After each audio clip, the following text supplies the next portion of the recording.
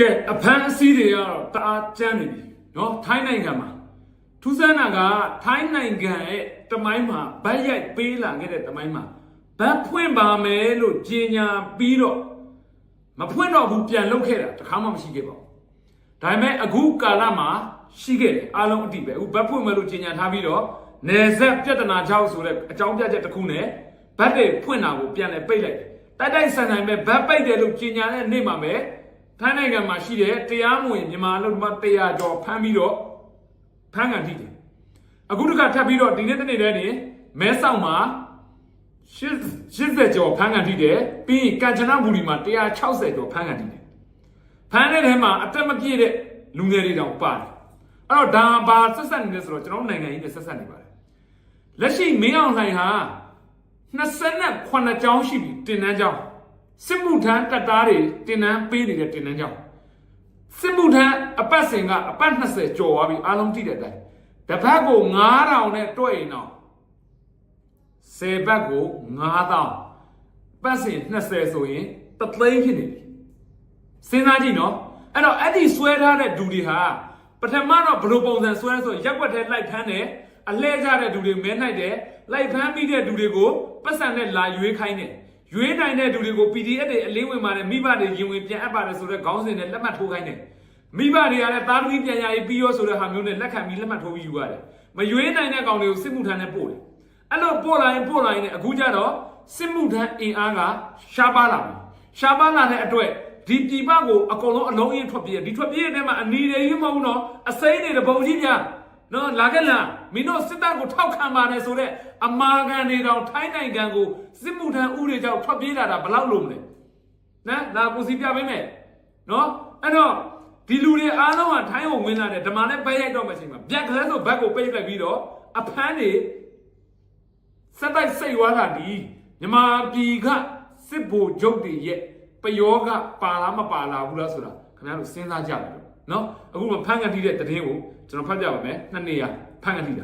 ထိုင်းနိုင်ငံကမ်ချနဘူရီခရိုင်တွင်တရားမဝင်ဝင်ရောက်လာတော့မြန်မာနိုင်ငံသား162ဦးဖမ်းဆီးရရှိပြီးအတက်မပြည့်သေးတော့လူငယ်များပါဝင်ကြောင်းကမ်ချနဘူရီသတင်းရသိရတယ်ဒီနေ့အော်တိုဘာလ19ရက်နေ့နနက်9:30အချိန်ကမ်ချနဘူရီခရိုင်အုပ်ချုပ်ရေးမှူးအပါအဝင်ထိုင်းစစ်တပ်ရဲနှင့်အာဏာပိုင်များကတရားမဝင်ဝင်ရောက်လာတဲ့မြန်မာနိုင်ငံသား162ဦးကိုဖမ်းဆီးရရှိခဲ့ကြောင်းအဆိုပါမြန်မာနိုင်ငံသားများတွင်တရားဝင်စာရွက်စာတမ်းအထောက်အထားများပါရှိခြင်းမရှိကြောင်းဖမ်းဆီးရရှိသောမြန်မာနိုင်ငံသား162ဦးတွင်အမျိုးသား62ဦးအမျိုးသမီး59ဦးနှင့်အသက်15မှ18ကြားလူငယ်အမျိုးသား8ဦးနှင့်အသက်15မှ18ကြားအမျိုးသမီးလူငယ်3ဦးတို့ပါဝင်ကြောင်းသိရတယ်ဖမ်းဆီးခံရသောမြန်မာနိုင်ငံသား162ဦးမှာကျေးရွာများနှင့်တောတွင်ပုံအောင်နေကြစဉ်ဖမ်းဆီးရရှိခြင်းဖြစ်ပြီးဖမ်းဆီးခံရချိန်တွင်အားလုံးမှာမောပန်းနွမ်းနယ်နေကြောင်းစကားပြန်မှတစ်ဆင့်မေးမြန်းချက်အရမြန်မာနိုင်ငံသားများမှာထိုင်းနိုင်ငံနှင့်မလေးရှားနိုင်ငံတွင်အလုပ်လုပ်ရန်လာရောက်ကြခြင်းဖြစ်ပြီးဖျားတောင်းသူမှတစ်ဆင့်ရေလန်းကားလန်းတောလန်းများအတိုင်းဝင်ရောက်လာခြင်းဖြစ်ကြောင်းသိရှိရသည်ထို့တရားမဝင်လမ်းကြောင်းမှတစ်ဆင့်လာရောက်နိုင်ရန်ပွဲစားကအဖြစ်လူတဦးလျှင်ပွဲစားကထိုင်းဘတ်2000မှထိုင်းဘတ်2400ထိပေးရပြီးလက်တလုံး၎င်းတို့အားလုံးကိုရဲစခန်းတွင်ဖမ်းဆီးထိန်းသိမ်းထားကြောင်းသိရတယ်ဒါကကမ်ချနဘူရီပါနောက်တစ်ခုကတော့ကျွန်တော်မဲဆောက်မှာ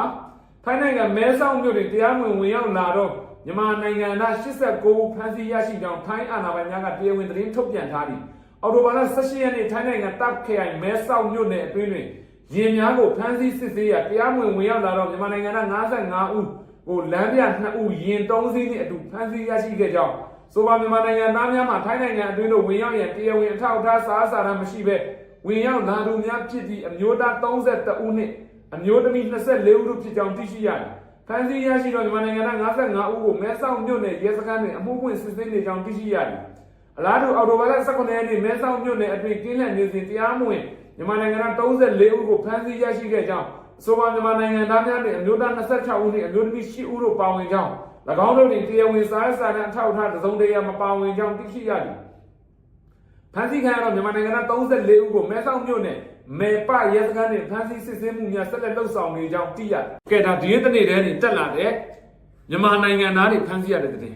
အဲ့တော့ဒီကာလကိုတတိထားစေခြင်းနဲ့ပွဲစားတွေအထူးသဖြင့်ပါနော်လှုပ်ရှားနေတဲ့ပွဲစားတွေအနေနဲ့လုံးဝမပေါ့ဆပါနဲ့ဖြစ်သွားလို့ရှိရင်လေတောင်းဝင်ယူမှုတောင်းဝန်ခံမှုလေးတော့ခင်ဗျားတို့လုပ်ပေးပါလို့အားလုံးကိုမေတ္တာရက်ခံပါတယ်နော်အခုတယောက်ကို2000 2400ပေးရတယ်ဘတ်2000ဆိုရင်အခု 800ဈေးနဲ့တွက်တော့8324 2400ဆိုရင်အနည်းဆုံး330ဖြစ်နေပြီဗျမြန်မာငွေအဲ့ဒီ330ကိုသူတို့အိမ်မှာရှိတဲ့ပတ်စံရော့အင်းလို့ပေးတဲ့လူကလူ100မှာ10ယောက်လောက်ပဲရှိပါတယ်ကျန်တဲ့အယောက်90လောက်ကလဲပေါင်ရတဲ့လူနဲ့ခြံပေါင်ရတဲ့လူနဲ့ရှိတဲ့မအေနကပေါင်ရတဲ့လူနဲ့မအေဆွဲချိုးပေါင်ရတဲ့လူနဲ့ပုံစံမျိုးစုံနဲ့လာကြတာပွဲသားတွေအားလုံးနဲ့အတိဖြစ်ပါတယ်အဲ့တော့ကျွန်တော်တို့ပြောချင်တာတော့ဘယ်မလေးရှားဝယ်ဖို့ထိုင်းဝယ်ဖို့ကိုကတာဝန်ခံပြီးတော့ခေါ်လို့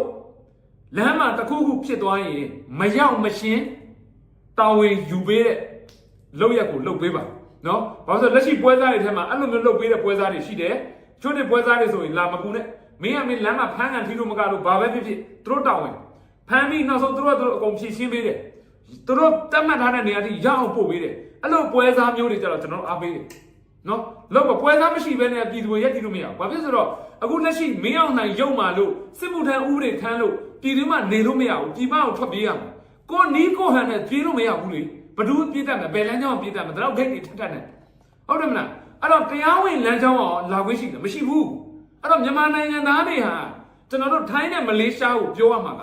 နင်တို့ထိုင်းနဲ့မလေးရှားကိုမြန်မာပြည်သားတွေဘာလို့ခိုးဝင်လာလဲသိလားတရားဝင်လမ်းကြောင်းကဝင်ခွင့်မရှိလို့တရားဝင်လမ်းအခုတဘောအခုခိုးဝင်လာတယ်ဗျာ8330ပေးရတယ်မြန်မာငွေချို့ဆို50 60 80 80ထိပေးရလို့ရှိရနော်330ပဲထားတရားဝင်လမ်းကြောင်းကဝင်လို့ရမယ်350ဆိုရင်ဘယ်သူမှမသေးကြတဲ့330လမ်းကိုမရွေးဘူးသေချာတဲ့မှန်ကန်တဲ့လမ်းကိုမရွေးမှာပဲဒါပေမဲ့မြန်မာပြည်သူတွေဟာဒီစစ်တပ်ကဒုက္ခပေးနေတာဖြစ်တဲ့အတွက် MOU ဆိုတဲ့လမ်းကြောင်းကနေလာဖို့ဆိုတာမဖြစ်နိုင်ဘူးနော်မဖြစ်နိုင်ဘူးအစင်းစင်းဖြတ်တန်းပြီးမှဒီ MOU လမ်းကြောင်းကနေသူများနိုင်ငံလာခွင့်ရှိတာအောက်လမ်းကြတော့ပွဲစားနဲ့ဘက်ကလေးချစ်လိုက်မယ်ဘယ်နေရာမှာလာခေါ်မယ်ကွာကလေးလာခေါ်ပြီးချက်ချင်းလာလို့ရတယ်အဲ့ဒီအတွက်တရားဝင်လမ်းကြောင်းလာခွင့်မရှိတဲ့ထွက်ပြေးခွင့်မရှိတဲ့အတွက်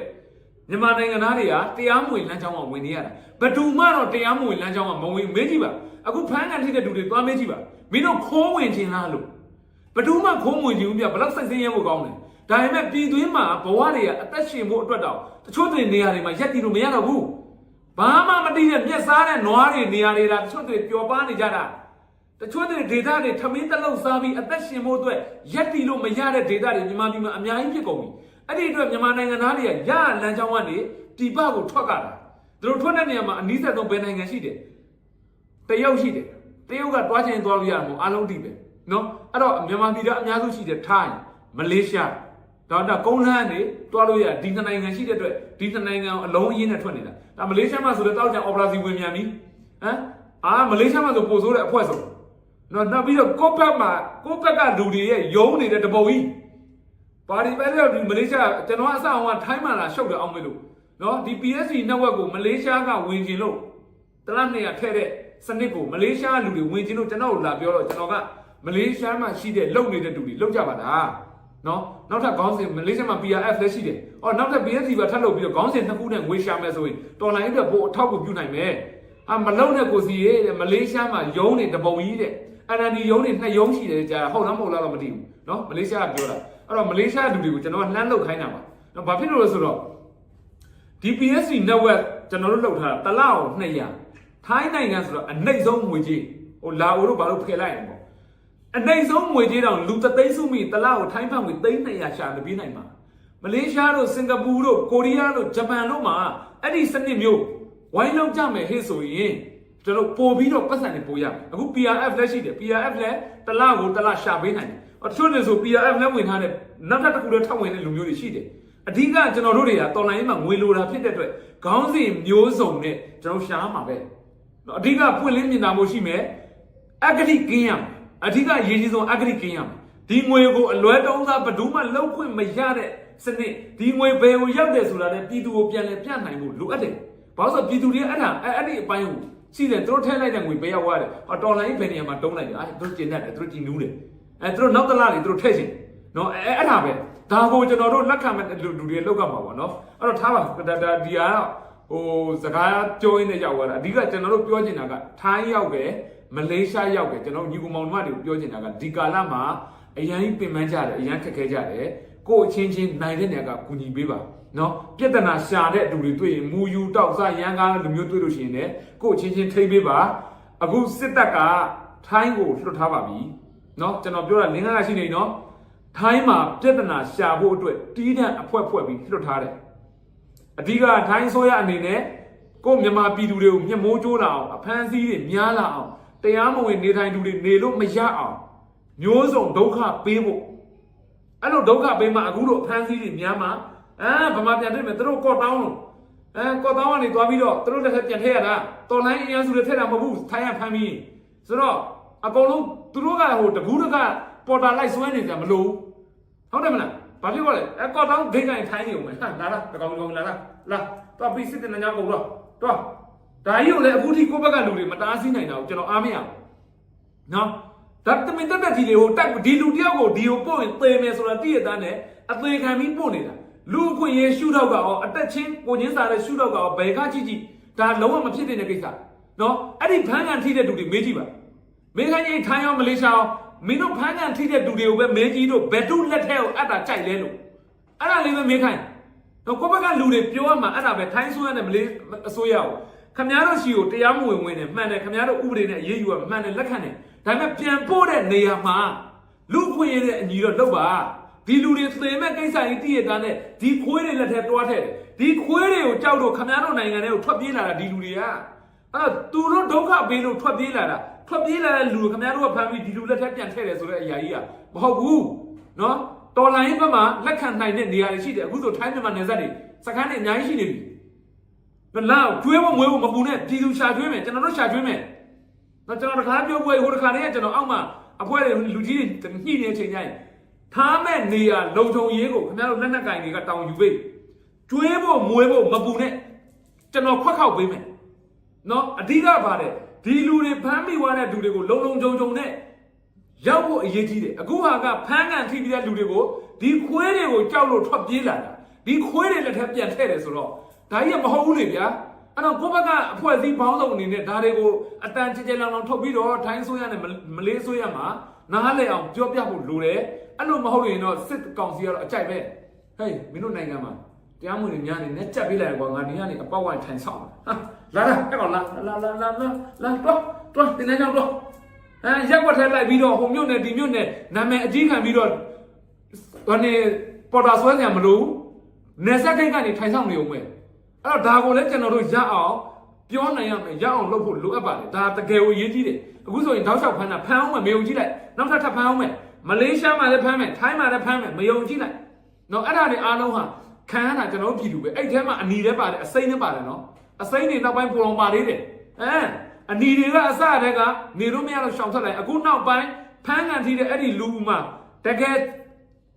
ပါတဲ့အစိမ့်ဆိုတာဘယ်နဲ့တော့တော်လိုင်းကိုဘာမှမသိတဲ့အတန်းစားနိုင်ငံငါတို့လည်းမဆိုင်ဆိုတဲ့ဟာမျိုးတွေအဲ့ဒါတွေတပုံကြီးအခုထိနေအဲ့စစ်တပ်ကလုံချင်တိုင်းလုံလို့ရတဲ့အတန်းသားတွေဖမ်းကန်ထိနေတာဒါပေမဲ့စစ်တပ်ကတော့အားလုံးထိတဲ့အတိုင်းမရှောင်ဘူးငါတို့စစ်တပ်ကိုထောက်ခံတဲ့လူပါလို့ဟင်းဇော်ဘုံဟင်းအောင်ကြည့်စော်ပလိုက်တာကျော်စိုးဦးတို့ငပေါက်တို့တော့အဆောက်တွေအမှုတ်တွေကောင်းဝမ်းကြီးတို့ဒီကောင်တွေတော့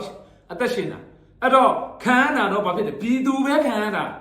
အဲ့တော့ကျွန်တော်တို့တွေကအဲ့ဒီနယ်စပ်တွေမှာလွှဲပြောင်းတဲ့ကိစ္စတွေကိုကိုယ့်ဘက်ကိုဒီထိုင်းဆိုရနေမလေးဆိုရတွေကလွှဲပြောင်းပေးလာနိုင်မယ်ဆိုရင်တော့ပြည်သူတွေအများကြီးအသက်ရှူချောင်မယ်အခုလိုဆက်လုပ်နေမယ်ဆိုရင်တော့စစ်ကောင်စီကအကြိုက်ပါပဲဒီအာဏာယူမိစ္ဆာကောင်ကြီးအကြိုက်ပါပဲနော်ဖမ်းမိတဲ့ကောင်တို့လက်ထက်သွားတင်တန်းချောင်းသွားရှေ့တန်းပုတ်အသေးခံခိုင်းတိုက်တို့လဲနေအခုနောက်ပိုင်းမှာထိုးစစ်တွေပြန်ဆင်ရတွေ့တယ်မလားတရားသွားတာဒါကိုဒီရဲ့ process ကြီးကိုရက်တက်အောင်ဖြတ်နိုင်မဖြတ်နိုင်ရင်တော့ရန်သူကအားကောင်းတော့ပါလိမ့်မယ်နော်